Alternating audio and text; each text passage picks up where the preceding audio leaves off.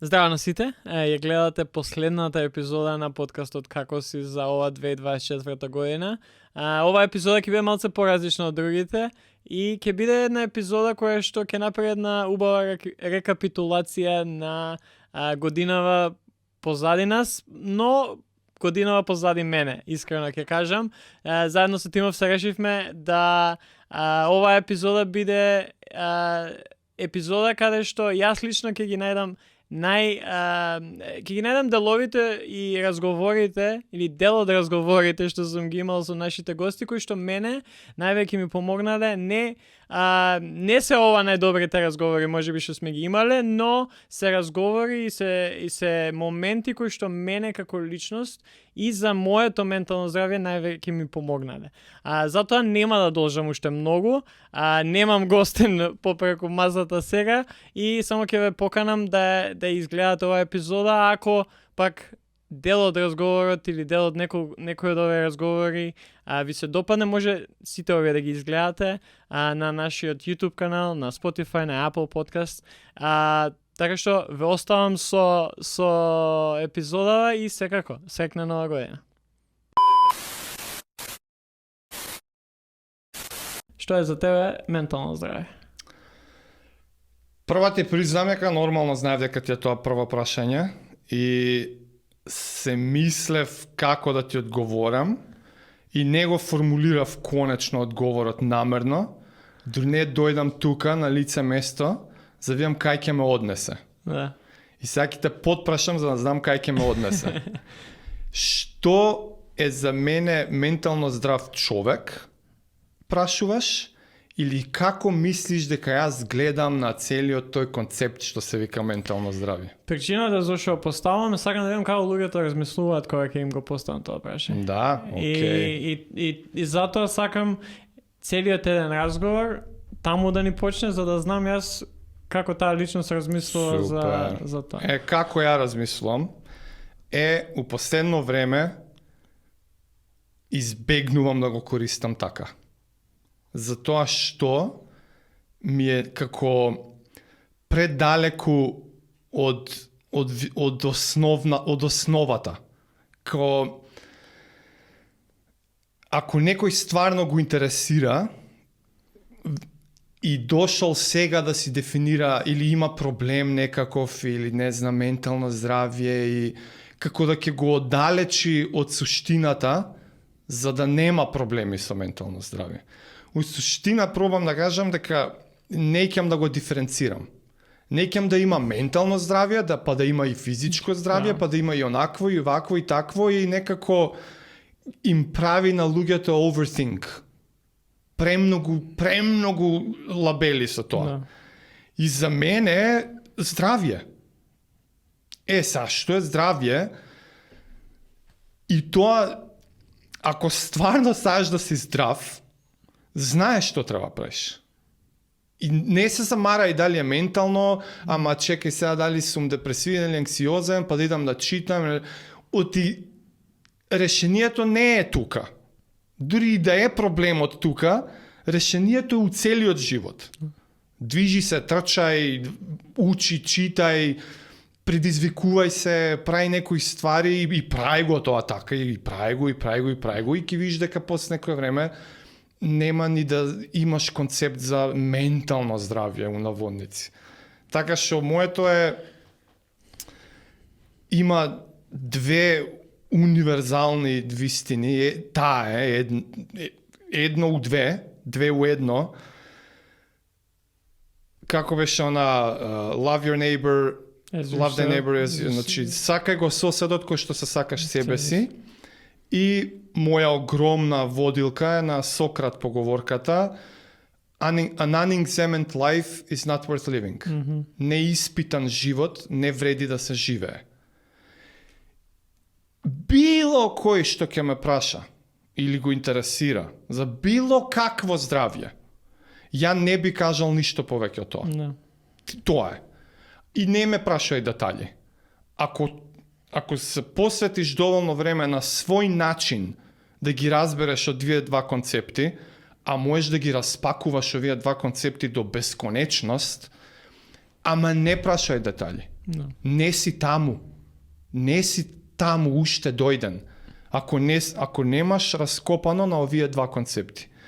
А раскопувањето на овие два концепти бара живење во секоја сфера, многу години, и после тоа нема да ти треба да дефинираш ментално здравје. Како дојде до ова размислување? Тоа ми е секогаш интересно. Да. Знаеш, и дел зошто сакам да зборам со луѓе како тебе е токму тоа. Значи, сакам да слушнам што имаш да кажеш за менталното здравје, ама и сакам малце да навлезем во тоа како ти дојде до тоа да размислуваш на тој начин.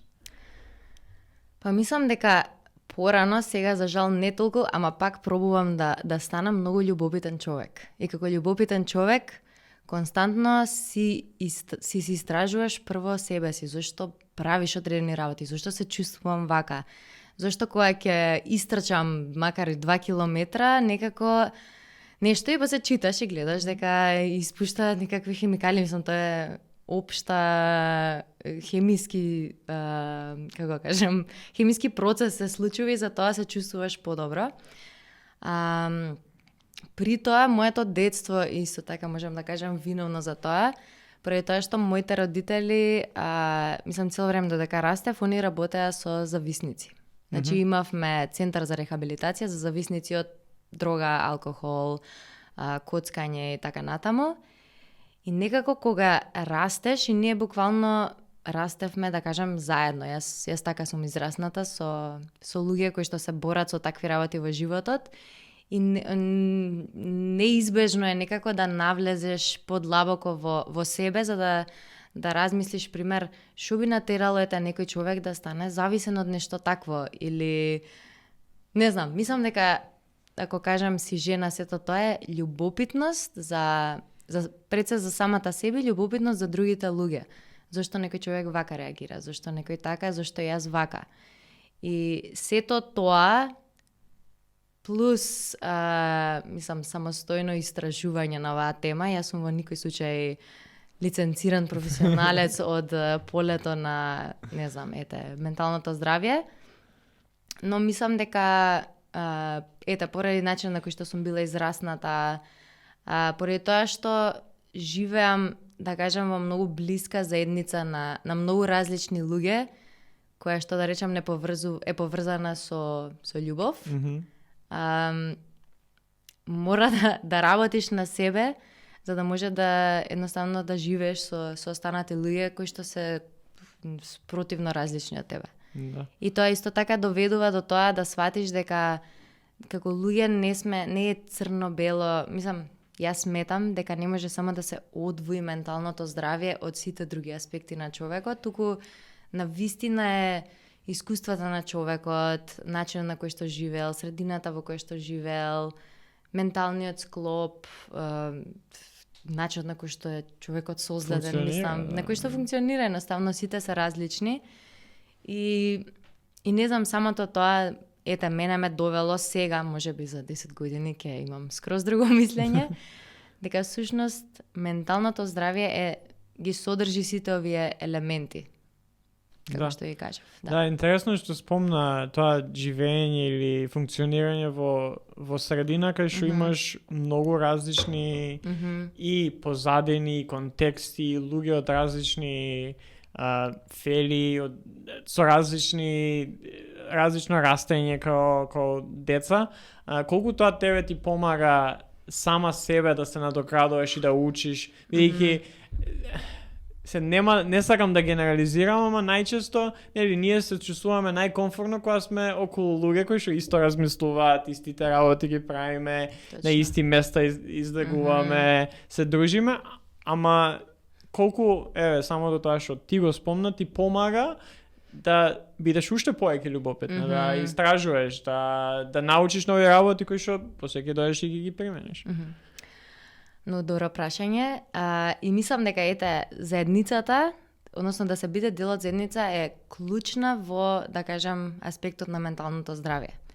И тоа прво кај мене го забележувам, дека секогаш кога сум сама и подолго време поминувам сама, или кога поминувам време со луѓе кои што кажа ми ја хранат реалноста на мојот замислен свет, што можеби не е таа вистинска реалност.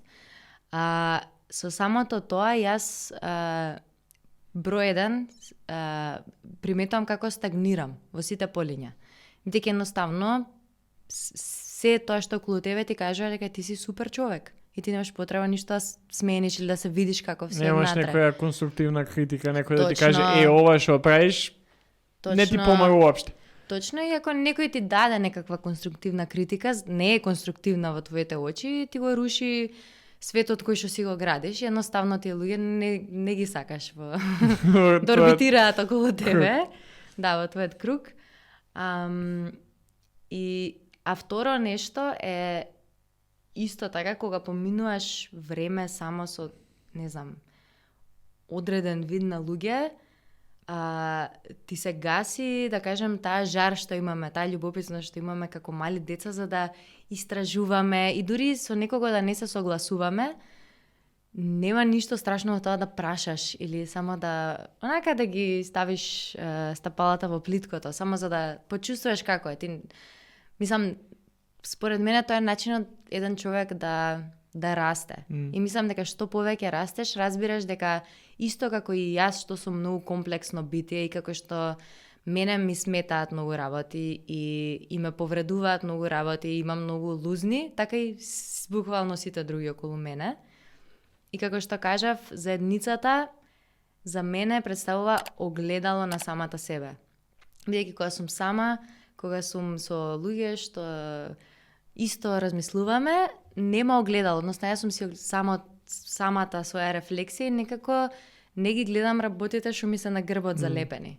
Ама кога имам луѓе околу мене што знам дека ме сакаат и ме поддржуваат, и баш заради тоа ќе ми кажат, слушај, мислам дека тоа и тоа не е во ред и можеби треба да го смениш или тоа што го правиш ми смета. Јас мислам дека тоа е многу добро, бидејќи на некој начин ги одлепуваат тие етикети, ти можеш да ги видиш и да согледаш дека Океј, треба ова да смена. Да. Ова е професионална деформација, секој пат кога зборувам, мислам онма стихови библиски идат у главама, во смисла дека тоа што Христос го кажува во Евангелието, во беседата на гората, дека човек не треба да се прептоварува за утрешниот ден, затоа што секој ден си има доволно зло во себе си. Да не се грижиме за утрешниот ден, не значи тоа да бидеме да не пристапуваме со сериозност на иднината, но исто така па да не го земаме бремето, товарот, тежината и сето тоа, затоа што тоа ќе се одрази во крајна мера врз нашето ментално здравје. Значи јас капацитетот мој да се грижам за денешните грижи, за тоа што е сега, нели, пред мене и неизбежно. Ако јас сега се обидам следниве година, 2, 3, 5 да ги земам денеска, тоа ќе ме скрши мене и ментално, и емоционално и така натаму и така натаму. Да, и како гледаме на тоа и ако настапиме на некоја идно време, дали тоа ќе биде утре или тоа ќе биде за 10 години, Так. ако гледаме на тоа дека ова ќе биде многу тешко, нема да можам да се справам, не сум доволно добар за ова да направам. Така. Најверојатно ќе се случи тоа што се плашиме, бидејќи гледаме на работите на начин на кој што и кој што кажа ти. Прво, не треба да се оптоваруваме со тоа ако ние денеска сме најдобрата верзија од себе и се обидуваме да бидеме најдобра верзија од себе, да бидеме присутни, да даваме колку што можеме, ќе биде окей. Нема да мора да размислуваме за утре. Кога ќе дое утре, ако сме спремни за тоа, ќе се соочиме со утре. Точно, и ја тоа сум многу луѓе нели, во пасторалната служба кога сум разговарал, викам, луѓе се под стрес, под анксиозност, што и да е за утре, за задутре, за после кој знае колку време. Ја викам, дури ни Бог во Светото писмо не ти ветил утре на оваа земја. Така, и сад, луѓе ги зимаат некои нешта како гарантирани, како здраво за готово, дека после година 3-5 ќе се случи ова или ќе бидам таму или сето тоа нешто, а не сваќаат дека тоа ги парализира денеска да го направат тоа што денеска треба да го направат, Па, нели, ако Бог даде за година 3-5 од сега, ќе бидеме таму и тогаш ќе се справиме, ќе се носиме и ќе действуваме, ќе делуваме и така натаму. Ама тоа мислам дека за менталното здраве, кога сам си пукаш у нога, е кога го зимаш злото од утрешниот ден денеска, а не само од утрешниот, луѓе го зимаат до крајот. Буквално, да, и не можат да живеат овде сега, бидејќи се преоптоварени и премногу гледаат што е тоа пред нив, да изреката не може да ја видиш шумата од дрвото, брате. Тоа е баш така и има нешто тако сега на македонски не ми текнува зборот, ама self-fulfilling prophecy. Кај што ако нешто мислиш дека лошо ќе ти се случи, не секогаш ќе се случи, ама само до тоа што ти се чувствуваш лошо, најчесто нема да можеш да даеш се од себе или нема да можеш да даеш она што го имаш, бидејќи мислите ти се лоши, бидејќи не си присутен во моментов и ќе погрешиш. Ама има интересен момент, тоа неодамна го слушав, иако сум го слушал во различни контексти за различни нешта, дека ти кога нели мислите ги насочуваш кон тоа нешто, кон некое зло што би можело да се случи, дека одговорот на телото не знае дали тоа стварно се случило или не се случило. Тоа не знае телото дали тоа е 100% сигурно дека ќе се случи или ти само така си замислил дека ќе се случи. И одговорот на телото е како тоа стварно да се случува. И после нели тоа е како маѓепсен круг, па телото ќе испрати други сигнали кои влијаат на умот, кои влијаат на мозокот и така натаму, и влегуваме во тој маѓепсен круг што води до тоа да се исполни пророштвото што сами себе сме си го прорекле, а не било така, не било тоа судбина, не било тоа нели пишаниот кој не се бега. Да, ја кога се спремам сега за маратон да трчам на почетокот годинава, спорев со човек кој што има истрчано многу маратони порано и изборим и само викам дај кажи ми како да истрчам маратон, што ќе биде едно нешто што ќе ми кажеш што ќе ми помогне, и вика ако успееш да се убедиш после некаде 30 км кој да е, која се осеќаш дека не можеш повеќе, ама ако успееш да се убедиш, да си го убедиш телото дека не можеш да си ги чувствуваш нозете, дека не те боли ништо, така, дека не осеќаш ништо, буквално си нам, ќе можеш да трчаш до крај. Да. И стварно, сега пробав, пошто не ми требаше за тој маратон, имам така на различни трки трчано и се обидов тоа да направам и навистина е така, само што кога ќе завршиш, после тоа не можеш да станеш. Па после доаѓа за наплата. После, данокот. Пошто баш тоа е точно така што кажа ти, бидејќи ако успееш да се убедиш сами од себе дека окей, ја не ги чувствувам сега нозет. Значи не ме боли ништо, ова е лесно, ќе го завршам. Телото го прифаќа тоа како такво. Да. Ја можам да истрчам дури ја свесен сум и дека знам дека окей, имам уште 5 километри, ќе истрчам и после тоа кога ќе застанам, окей, готово све, после тоа треба на носилки да ме креваат и утре дента не може да станам од крев. Тоа ще стигнува тоа. Да, ама знаеш, искуството, јас сум порано многу повеќе трчав од сега, и некои планински трки, такви трейл трки. Поентата е дека кога ќе дојде тоа, кога ќе го удриш зидот, нели, што тоа фамозниот зид, без разлика дали трчаш ти на 10, на 20, на 40, на 100 километри, кога тогаш иде тој зид кај што мислиш дека толку сега ти откажува нозе, ти откажува срце, не знам, крај со тебе. И мислам дека тајната од моје искуство е твое на многу луѓе што ги знам што трчат многу повеќе од двајцата заедно тука, дека ако ги истрчаш следните 100, 200, 300, 500 метри, кој ќе поминеш тој зид, барем за мене искуство би било како да не сум трчал, како тогаш да сум почнал да трчам. И гледаш дека не било толку до телото, не било толку затоа што ако телото стварно не може. Јас порано кога сум тренирал боречки вештини, па и кога сум трчал, имало моменти кога се онесвестуваш. Ама затоа што веќе стварно телото се гаси. И сега јас сум таков таков тип, да едноставно ако треба и ќе се онесвестам, ама нема да, знаеш, и тоа веќе знам дека тука стварно не може. Сега не го препорачувам ова луѓе да го прават редовно и така, сепак сум го правил тоа во дадено време од мојот живот и сето тоа. Ама поентата е дека кога телото стварно не може, стварно не може. Ама ти ако ги насочиш мислите и ако запнеш тогаш кога треба да запнеш и се надмине таа ментална криза и после трчаш како ништо не било, значи не било до телото. И си викам, сега колку пати е тоа вистина за во животот. Да, и најчесто ја едно нешто што имам читано док спремајки се за тоа и секојдневно е кога мислиш дека не можеш, имаш уште 40% да дадеш од тоа што го имаш, бидејќи многу е лесно ние сами да се убедиме, не само трчање, кој што каже ти самиот живот, окей, ја ова не го можам, не ме бидува, не знам како и се откажуваме и не се ни обидуваме да преминеме пред таа некоја нелагодност, да можеби нема да успееме, можеби нема да биде најдобро, ама бар ќе пробаме да го направиме. Да, ќе биде подобро од било што ако не сме направиле ништо. И тоа е целата поента, па и духовниот подвиг, значи човек кога тргнува да го следи Христос, кога почнува да чита, да почнува да се моли, нели луѓе нормално никогаш не го правеле тоа и тргнуваат и некако тешко иде, не иде или не разбира или не може или мисли дека не може.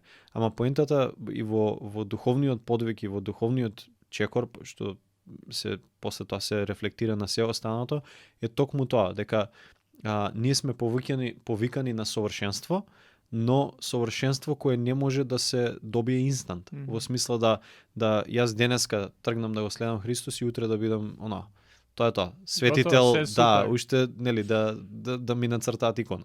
Значи поентата е дека тоа подвизување, секојдневно подвизување, секојдневно покаяние, секојдневен растеж во тој личносен однос со Бог е тоа што мене ме преобразува, тоа што мене ме трансформира, тоа што мене ме обликува да бидам налик на Христос, да речеме. Ако нели целта е на секој христијанин, целта е да биде како Христос. И да човекот се преобразува и да расте во тоа нешто. Мислам дека и за менталното здравје и за многу други теми, посебно во нашава генерација, проблемот на еден куп луѓе им е тоа што не е инстант. Така, и дури кога се зборува за ментално здравје и за нели да се подобри, за да се излечи и така натаму, луѓе бараат инстант фикс. Во смисла, ќе дојде и сега, нели, кажи ми две работи, два мотивацијски цитати, ја да ги прочитам и тоа е тоа, сееш. Ама вистинското здравје, ментално, физичко, како да е процес кој се гради, кој се одржува. Како светот оди напред, како проаѓа време, има едни две карактеристики кои што се многу важни и го објаснуваат начинот на живот, според мене. Првата е се поголема и поголема, на англиски кажано, дистракција. Или современото живење се повеќе и повеќе носи една, како да речеме, расејаност, е македонскиот збор. Значи, тоа е првата карактеристика на времето кое што ја гледам, значи една се поголема и поголема расејаност. И втората карактеристика која што сметам дека е една се поголема и поголемо површност. Значи тие две работи кои што ги гледам вака историски и сето тоа ги прави современите времења на живење позбунувачки, многу поконфузни. Мислам дека јас кога бев дете, светот не беше толку збунувачки колку што е сега за децата. Моја претпоставка е тоа, можеби нели. И дека таа карактеристика е како проаѓа времето, за жал, е се повеќе таква, барем за западната цивилизација во која што и ние припаѓаме, дека се повеќе го има тој момент на збунување. И тоа, ај што ние возрастните сме многу често збунети. Туку се плашам за менталното здравје на децата. Оти вие едно е да бидете збунети на мои 43 години, а друго е човек да биде збунет на 23 или на 13 години. Оти, јас имам на што да се повикам. на кои механизми во себе, кои што сум ги градил со тек на време, јас можам да извадам компас од джеп. Да. Ме разбирате? Да. Оти животот ми помогнал да го изградам тој компас или да го најдам или како и да е да стасам до него. Но децата, тинеџерите, младите, дечките на 15, 16, 17 до 20 години, таков компас немаат. Просто ти немаат животно искуство да им го даде. Оти не доаѓаат сите работи со ретко која работа доаѓа со упатство во реалниот живот. Значи, да, сега телефони, часовници, такви работи, Како да купене го тие уклучиш, има, како да го наполниш, да. Ама менуал за работи во животот нема. И јас ги жалам овие нови генерации, бидејќи нивниот свет е позбунувачки од нашиот. Или пак од аспект на дистракција. Да. Еве ги телефоните. Подлесно беше, кога јас бев на 15 годишна возраст или 20-тина, да го одржам вниманието на нешто, отколку што сега технологијата тоа им го прави на децата просто речиси невозможно задржувањето на вниманието. Зошто? Заради тоа што сега има толку технологија која што сама по себе е направена на некој принцип на постојана динамика, на нон-стоп менување, на скроламе надолу и се менува едно, друго, трето, видео, слика, ваква информација, таква информација. И нивните мозоци, сега збориме за ментално здравје, нели? Практично се навикнати да бидат хранети со премногу информации во еден многу краток период. Читав една интересна студија, вели споредуваше живот на современ човек наспроти живот на наш предок кој што живеел во средновековието, во средниот век. И вели дека ние, сега не знам како дошле до тие информации, но вика, тој што информациите ќе ги абсорбира во рок од една година на новости, на случувања, на информации, нашите мозоци тие информации ги примаат во рок од неколку дена. Да. Нема биолошка основа ние да се адаптираме добро на тоа. Значи, истиот мозок е тој. Да. Од пред 300 години и сега. Што се случува уште не знаеме, мислам дека последиците што туку ќе ги видиме. Ние сега веќе гледаме бран на анксиозност, бран на нели кај дечињата, зголемена активност, лутаме, пробуваме да диагностицираме, пристапувајќи можеби малку и претерано медицински, ова е оваа состојба и само нели бараме најдеме која е состојбата па да и залепиме етикета, нели? Тоа е пристапот современ на човештвото. Стави му, залепи му на челото, нели? Знаеме како, знаеме што е. Не, ме разбирате? Или анксиозност, нели? Ама човечката личност е многу побогата од еден термин. Значи, таа анксиозност може да објасни само еден мал аспект од таа личност. Но дека ние со еден лейбл, нели, како што би рекле, со една етикета, дека ќе објасниме едно комплексно битие како што е човекот, се лажеме. Значи, тоа многу се лажеме. Да, само да се навратам на тоа што спомнавте, поготово таа некоја површност. Принципот и на самите социјални медиуми дел од нив се составени по принципот на апарати у казино. Кај што нон-стоп ти се појавува ново и нон-стоп ти имаш потреба од тоа да добиеш седмица. Знаете како тоа е дизајнирано во смисол на англиски кажано attention grabbers. Да. Значи онака што ќе го фати вниманието. Сега борбата во овој свет е кој на кого ќе успее да му го задржи вниманието, да му го фати и да му го задржи вниманието. Оти тоа после се преведува во влијание, тоа се преведува во финанси, во пари, во обломог, во бла бла бла.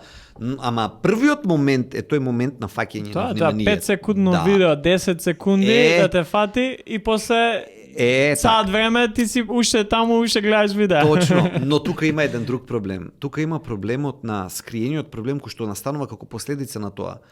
Според мене е тоа кратко внимание тука, кратко внимание таму, кратко внимание тому остава последица на нашиот мозок. Ти можеш после да се фокусираш.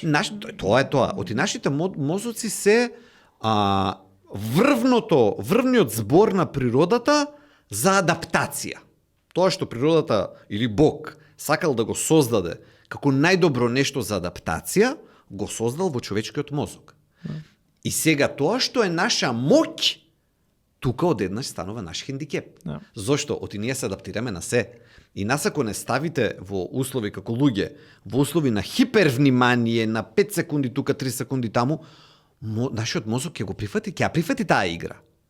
Кои ќе бидат последиците, никој не размислува. Да. Меѓутоа, нашите мозоци нема да се изблокираат, немаат гајлетија со такво нешто 5 секунди таму 5, ама модусот на работа ќе се префрли на тоа. А што правиме ние со 5 секунди внимание? Ништо. Колку конзумираш кошарка? Надвор од МЗТ, надвор од македонска кошарка, надвор од тоа што ти е работа.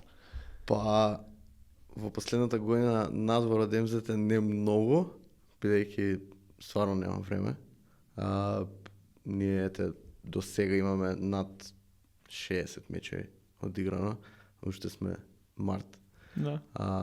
Нема многу време да се погледне нешто друго. Играме скоро секој втор, трет ден некој надпревар, целата енергија е насочена према тоа да се припреми некој, тој надпревар се припреми и стварно кога ќе го сработите тоа и кога ќе стигне до одреден момент да сега ја имам некое слободно време, искрено да пуштите на телевизор, вака гледам преку телевизорот кроз него и гледам дека не сум фокусиран на тоа и дека не ни гледам што се дешава уствари, така да веќе сме при крај на сезона, плейоф скоро почнува следна недела и така да мислам дека мене како тренер буквално тоа некое време кој го имам ван припремата на собствената екипа, морам да го искористам да малци се одморам и да погледам нешто друго, да не стигнеме до некој бърнаут во време кога е најбитниот дел на сезоната. Така да како почнува сезоната, тоа ќе имаш повеќе време да гледаш нешто ван тоа, но како одминува сезоната веќе нормално тоа и ментален и физички замор кај што секое слободно време се користи да малце се Релаксираш. релаксираш. Како доаѓаш до тој баланс?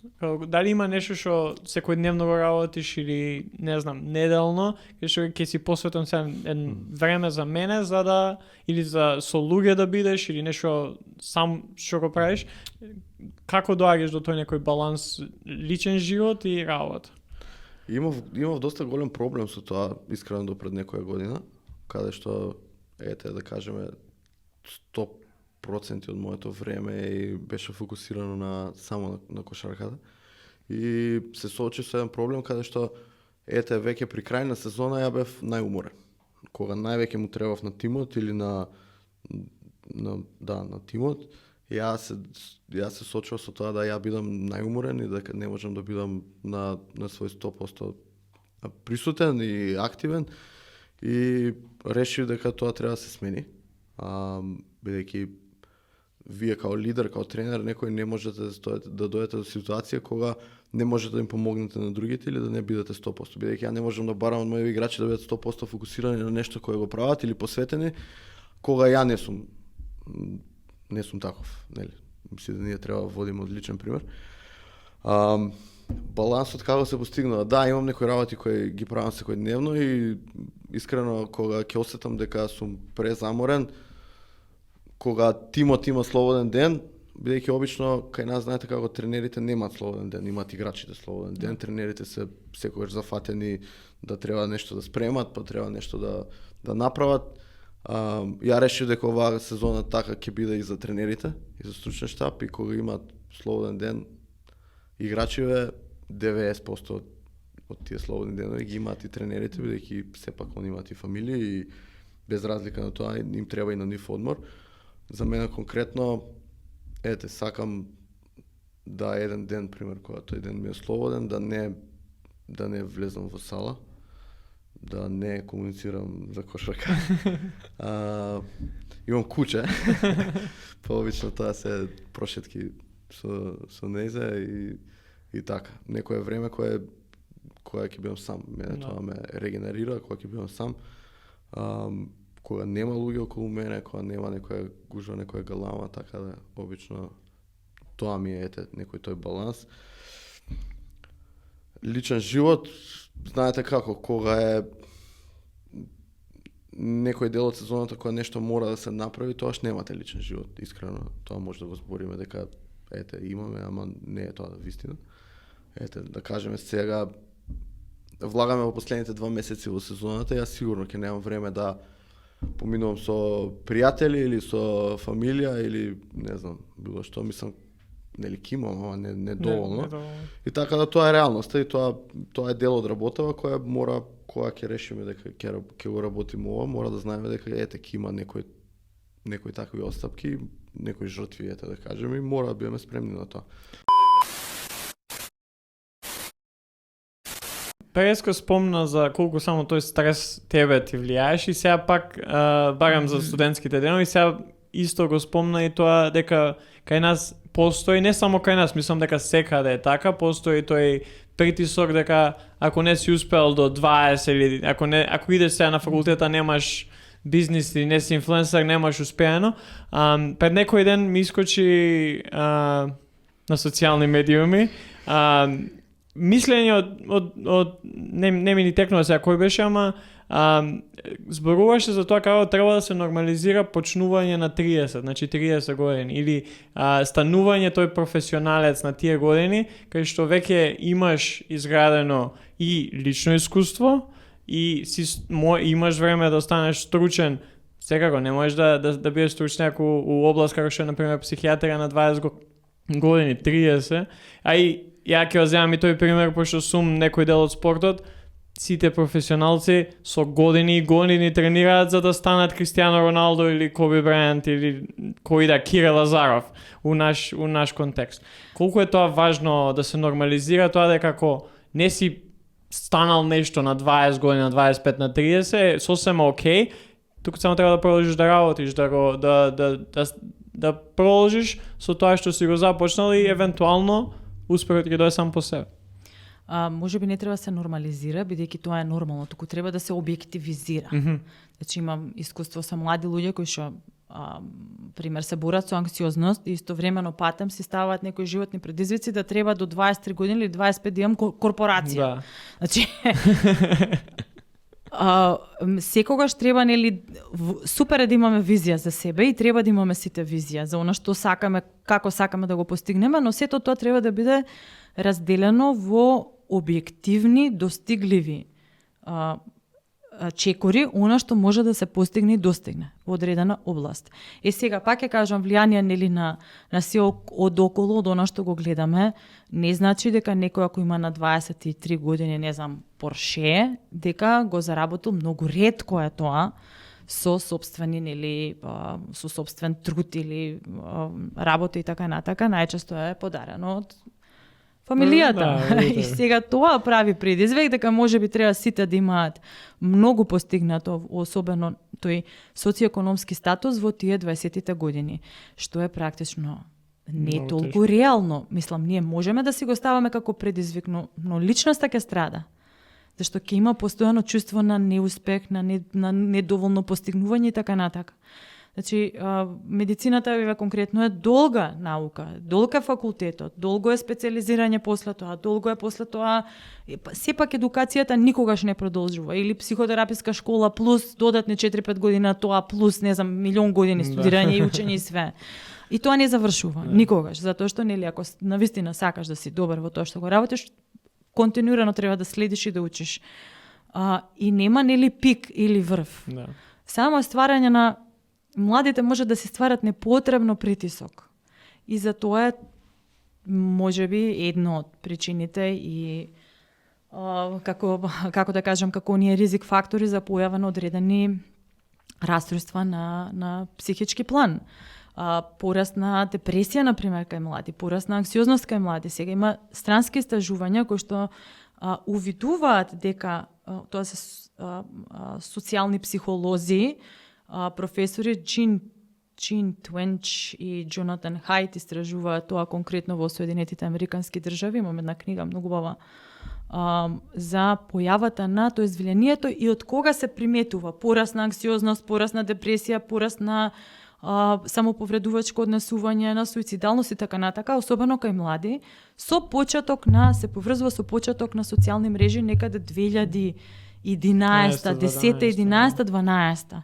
И од тогаш натака зголемување во однос на меѓуврсничко насилство и на многу проблеми почнуваат со тоа, со влијанието што веројатно го имаат социјалните мрежи врз менталното здравје, особено кај најранливите.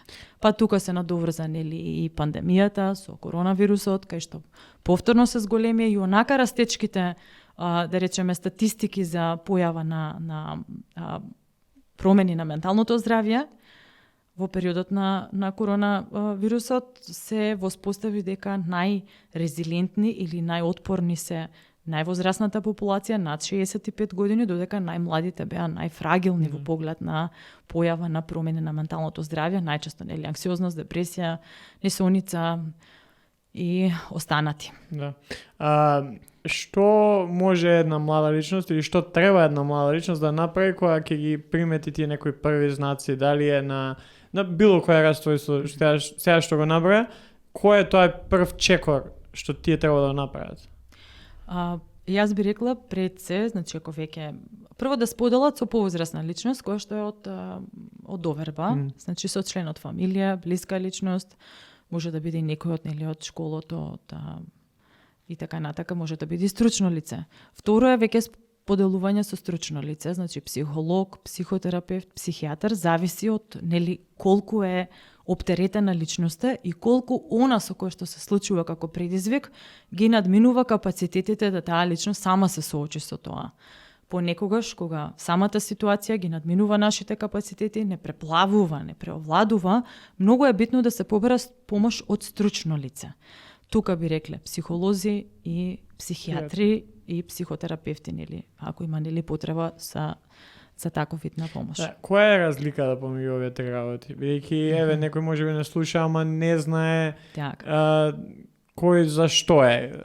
Психологија се завршува нели на филозофски факултет, тоа се 4-годишни студии и после тоа нели има и одредено донадградување, има специјализација по медицинска психологија, има нели и они имаат и стручен испит и така натака.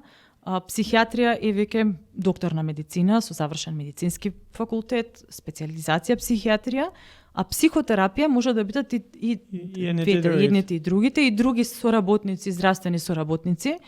Се завршува, тоа се посебни школи, едукации посебни, кои што траат најчесто 4-5 години, кои што се на различни институти. Има и во Македонија, и во странство, во зависност нели од школата на избор, на она дали е достапно кај нас, да кажеме, или не.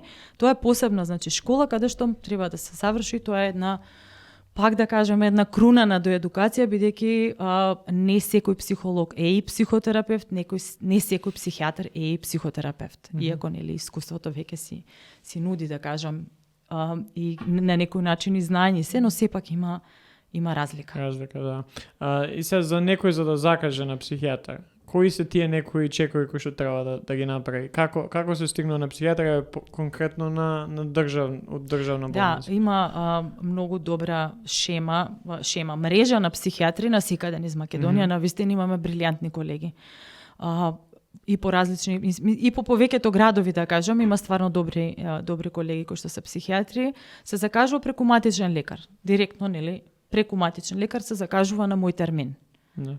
И се добива нели термин кога да се упати личноста, зависи од времето, од прилика половина час, не знам колку е кај другите колеги, кај некој може да е 20 минути.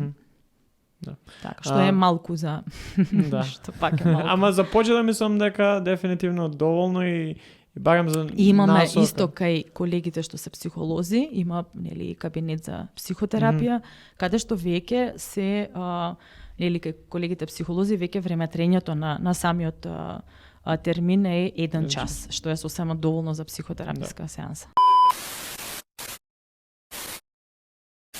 Која последен пат се плаче? Добре, јас сум многу емотивен, онака емпатичен човек. Не се рачувам на филмови кои ти се насол за точите, така. Сега прашање од радост или од тага? Може и тоа. Од радост често ми се дешава, имам јас таков емотивен, како да кажам, софтвер. Меѓутоа, неконтролирано од тага сум плачел последен пат, ке се изненадиш, и јас се изненадив, кога почина Коби Брајант. Да? Не знам зошто, мене тоа страшно ме погоди. И станува жена ми, јас бајлето на солзи, очите ми течат солзи. Шо ти она се вознемири, нешто да не ти се случило. Викам, загина Коби Брајант со керка му. И ми малце шок, знаеш, као, па добро, вика, тоа е страшно, вика, ама па сега, шо си толку вознемирен? Ја не можев да престанам, буквално. Мене ме погоди прва зашто ми е генерација. Мислам, малце глупо звучи, не сме иделе баш средно заедно, така. И вајде дека имам две женски деца, многу ме погоди фактот дека загина со керка му. Тоа неверојатно ме погоди. И почна неконтролирано да ми течат солзи, затоа што на еден од ретките луѓе за кои сум станал од 3 сат бајле, да го гледам, тоа е она златна генерација. Знам дека пратиш НБА и пратиш и она што било и пред 10 и пред 20 години. Таа е златната генерација на Лейкерси со Шекил О'Нил, со Дерек Фокс, со Роберт Хори, со Фишер, со Брајан Шо и така натаму. Фил Джексон на клупата се разбира. Јас сум станал од 2 од 3 да ги гледам, не сум спиел, сум одел на факултет и средно уморен, само за да ги гледам. И он стана символ на таа некоја човечка решителност, успех, желба за подобрување и некако животот му згасна така некако многу, како да кажам, контраинтуитивно. Таквите луѓе мислиш дека ќе доживеат 100 години. Бесмртни се. Да, дека се бесмртни. И он не е на некој начин бесмртен. Да. Меѓутоа само на символичен начин, за жал сите ние само на таков начин можеме да бидеме бесмртни. И тоа сабајле ќе го запамтам по тоа што имав сериозен проблем да ги исконтролирам емоциите. Прво реков затоа што ми е генерација, затоа што е млад човек. Тоа се случи колку 2-3 години веќе има поминато, може и повеќе. Малку се губам веќе со годиниве после ковидот. Ми се споја во една цела приказна и фактот дека загина керка му со него мене многу ме погоди, многу ми предизвика така некоја тага. Иначе на филмови знам така понекогаш да се разжалостам и така да ми биде тешко, ама тоа како да кажам, тоа е друг тип на емоција, тоа е емоција која е ефемерна. Ова беше емоција која беше долготрајна. Мене ми беше жал со денови, ја не можев да се помирам дека идолот на моето детство, спортскиот идол, иако реков не сум ја баш некој спортски тип, дека загинал. Дека ете така му прекина животот банално во некоја несреќа во која не мораше да се случи во крајна линија. Така, ама ете се случи. Животот не бира.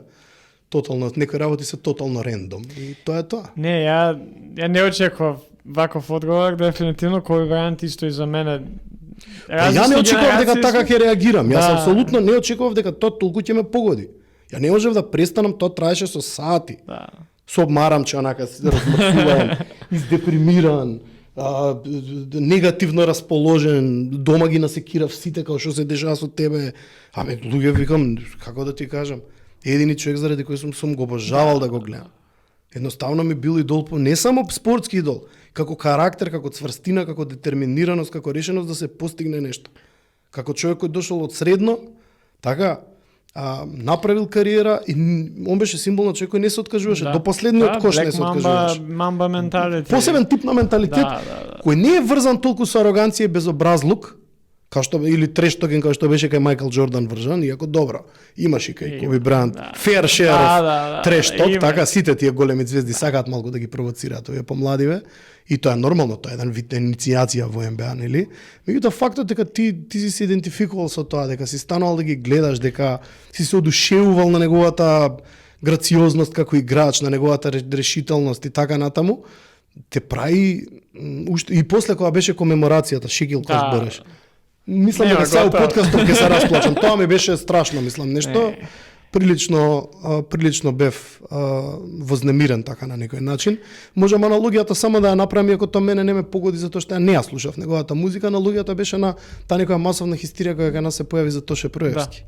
Јас не можев со тоа да се идентификувам, жалам што сум веројатно првиот или еден од ретките што ќе го каже, бидејќи јас не ја слушав неговата музика, јас немав некаков однос кон Тоше Проевски. Меѓутоа се сеќавам на час само почнаа спонтано луѓе да плачат. Ја викам, мајко му, толку ли сум досаден? Дали е можно да сум волку досаден што студентите ми плачат на час? Бев асистент или доцент, не се сеќавам. Вајда бев уште асистент бев уште.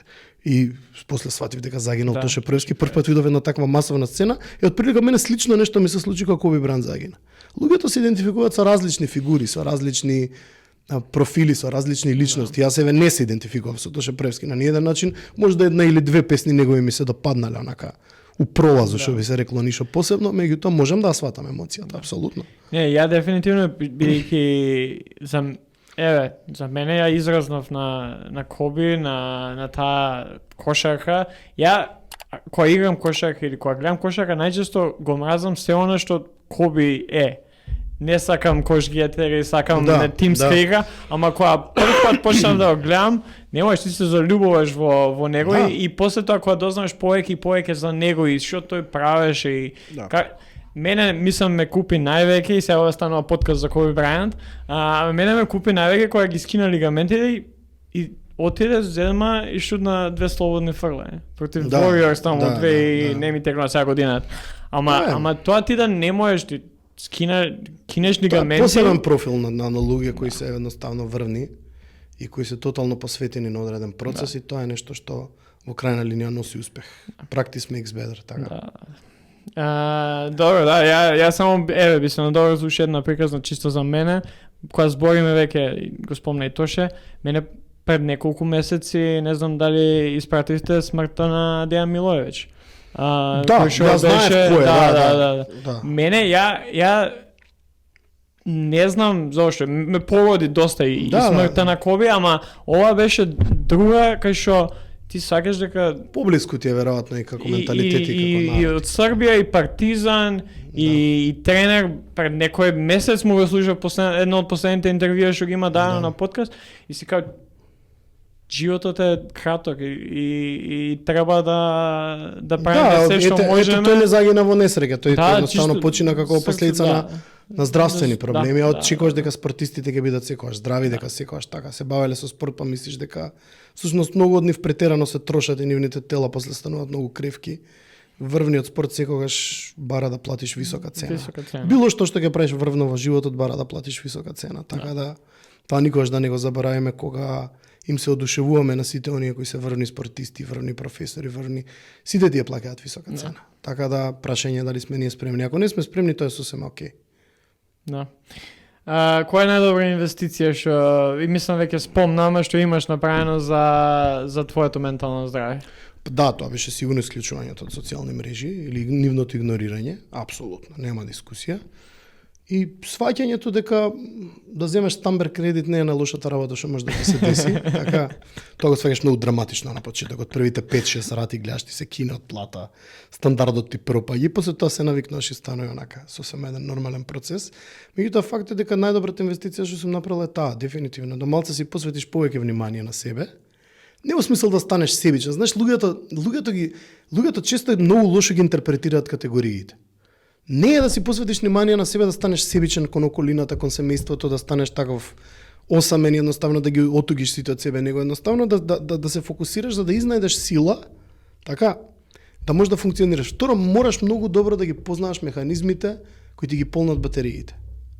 Ако не ги познаеш механизмите кои ти ги полнат батериите, не можеш да си ги напуниш батериите, за да можеш да функционираш кон светот. Така, мораш да си ги лоцираш во животот тие механизми кои те прават среќен, кој на некој начин, иако среќата знае да исцрпи, ако е она excessive happiness, така, а еуфорична среќа, меѓутоа кои те прават задоволен и кои ти прават некаков,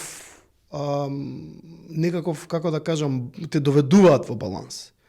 Да не се лажеме, битно е да имаш хоби, битно е, и мислам дека луѓето тоа многу го подценуваат, битно е да имаш стабилен љубовен живот, да имаш стабилен партнер, да имаш добра жена, така, добра сопруга, како што имам јас. И тоа е нешто што многу те стабилизира во животот и многу ти помага да продолжиш. Мислам дека луѓето го кажуваат тоа како процедурално прашање. Сакам да се заблагодарам во оваа прилика на мојата сопруга за тоа што беше добра и фина со мене. Не се работи за тоа. Треба есенцијално да ви биде функционален односот. А во ситуација каде што имаш огромни како да кажам притисоци екзистенцијални пред се, тоа не е секогаш лесна задача. Да. Меѓутоа сме се избориле, сме се пребориле, мислам дека најтешката декада останала зад нас. Тоа е таа декада што вела меѓу 30 и 40 и сега може да се впуштиш во некој тип на релации кои може да бидат многу порелаксирани. Многу е битно да имаш некој човек до себе стабилен. Така, кој ќе те стабилизира и многу е битно да знаеш кај треба да биде сличен со тебе, а кај треба да биде различен од тебе. Не е баш убаво ни да сте исти Да. во сите работи. Така, каде треба да се надополните, а каде синергетски функционирате. И тоа се тие некои ситни работи на кои луѓето им треба да имаш и стабилно семејство. Тоа е моето пошироко семејство е многу стабилно, многу сплотено. Немаме онакви размирици од типот меѓата е овде, меѓата е онде, станот на баба ми, станот на дедо ти. Не сме имале никогаш такви ситуации во семејството. И тоа е исто така многу битно за да имаш таква некоја социјална структура на пријатели и семејство на која можеш да се ослониш во ситуации кога ти е тешко, кога ти треба било каков тип на услуга, не дај Боже, пари ако ти требаат за некаков зорт и така натаму. И сите тие работи те прават постабилен за да можеш да се избориш. И тогаш не е лесно, и тогаш ќе има други предизвици кои ќе доаѓаат од други страни, ама ако имаш таков сейфти нет во животот и ако не се раздаваш себе си премногу без потреба, тогаш веќе стануваш многу постабилен и можеш да газиш напред со тоа што треба и да знаеш каде одиш. Последната работа е веројатно да имаш некакви среднорочни, долгорочни цели кои ќе бидат реални и кои ќе ти представуваат некаков тип на задоволство да ги постигнеш. Така. Да. И помалце гейминг. Помалце гейминг. најбитно. Кога ќе се изнервираш малце да ти излезе негативната енергија, помалце гейминг, тоа помага. Не претерувајте, така. Умерени количини. Во умерени количини, подобро таму да испукаш вишокот агресија, иако тука има една контраверза околу видеоигрите, дали создаваат или вентилираат агресија, мислам дека е многу различно за многу луѓе. Јас ја вентилирам агресијата, знам кирките стално ми се смеат кога играм, зашто тогаш пцујам, колнам, викам, ама знаат дека тоа никош не го правам надвор од тој сетинг, така? Мајка шајка ќе го удриш мониторот, тастатурата малце вака 2-3 пати од маса и после си бајче, после си супер. Така да тоа е еден супер вентил да ти излезе негативната енергија, после тоа си супер татко, супер сопруг, добар другар, добар соговорник у подкаст и така натаму. Ја са бајли изиграв 2 партии, одма ми е боле. Јас сум така со гледање Партизан која игра. Никогаш ретко кога сакам со некој друг да го гледам, бидејќи мислам дека најлошите импулси од мене излегуваат тоаш. При спорт. Да. Кога гледам, и поготово Партизан, бидејќи нели емотивно си поврзан со нешто и Ја двете титули на Вардар си гледав само спална, двете финалиња у ракомет, баш за да не ме гледат луѓето како се брукам, пцујам, викам, навивам и така натаму. Од таа причина никош не сум изгледал цел тениски меч на Џоковиќ, не можам се нервирам. Голем фан сум и не можам. Порно на софа скоро ќе го гледам резултатот, колку да се нервирам. Многу долго трае тоа, стресно ми е некако. Па добро, некогаш избегнување на тој тип на стрес помага, како да ти кажам, непотребно си приредуваш. Сега во крајна линија па сега Џоковиќ ќе земе парите, нема ја да ги земам така, нема потреба до толку да се потресувам, ама добро, фан сум се, сите се идентификуваме. Да, имаш можност сега да се вратиш 10 години наназад, што совет сам себе би си дал? Престани да јадеш толку благо. Па ништо дека луѓето вообичаено во принцип би си дал совет дека само терај, добро тераш. Све што се случи во принцип нормално, и нервоза, и кавги, и понекогаш да си несреќен е окей, така. Може да само малку да порано да почне да се бавам, малце по спортски тип да бе во животот ќе ми помогнеше многу и би си дал совет дека не знам, дека се ќе биде во ред, така. Вообичаено луѓето тој совет би си го дале, дека помладата верзија од себе би ја убедил дека се ќе биде во ред и дека ја би си го дал советот не се секире добро избра во животот. Бидејќи кога имаш 2 прилики во животот гениално да се зезнеш, кога бираш работа и кога бираш сопруга или партнер. За мене партнер се цигари, не го сакам тој збор. Партнер ми е многу деперсонализирано, кога ги речат партнер. Чекај се, имаш сопруга, дечко, имаш шо, имаш. У моје време тоа се каже дечко, девојка, жена, маж или сопруга и сопруг. Така, мислам, тоа партнер некако многу деперсонализирано, многу правнички ми звучи, така како за во кривичен законик израз. И можеш да се зезнеш од 2 прилики, кога бираш работа и кога бираш сопруга. Ја мислам дека добро ги направи тие 2 работи. Така да све друго од тука натаму може да биде може да биде само подобро. Така да ако тие 2 работи кои се фундаментални, добро, нормално тука има еден субјективен фактор кој не секогаш зависи од нас, здравјето да те служи колку толку. некојаш некои здравствени состојби се надвор од наша контрола. Кај мене, фала Богу, сите лоши здравствени состојби кои сум си ги приредил биде заради моја глава и со моја одговорност. Ништо не ми се случило без причина, така да во принцип тој би бил советот, дека добро си избрал и само гази. Не се нервирај толку, ќе биде све окей. И на крај така е, апсолутно е така. Не има работи и можеш да се помириш една битна димензија во животот дека не можеш баш све да контролираш. Just let go во одредени ситуации, затоа што ако мислиш дека баш се можеш да исконтролираш, секоја поединечност на животот на твоите деца, на дома, не знам, на работа, грешиш. Некои работи едноставно можеш да пуштиш да се случат, независно дали се негативни. Така, можеш да оставиш да се случуваат. Да. Тоа е тоа. Да. И за крај последно прашање, дали имаш нешто да ги прашаш оние сега што не гледаат и слушаат? Па како се? Тоа сакам да ги прашам, така. Битно е да си одговорат сами на себе, мислам, мене. Кај нас тоа е најчесто куртоазно прашање кое поминува со добре, така, нели? Луѓето да се живее некако. А јас стално се зезам кога ме прашаат како сум, тоа значи дека стареам чим употребувам такви фрази, викам памтам и бољи времиња, така. Тоа не значи дека си лошо. Тоа значи само дека памтиш подобри времиња, така. Ама во принцип, да, мислам дека тоа е многу, мислам дека од првото прашање кое почнавме веројатно најважното кое луѓето треба да си го постават и кое почнува некаква лична револуција во сечи живот, само под услов да е искрено одговорено. Така да се надевам дека слушателите се добри и дека после овој подкаст ќе бидат порасположени.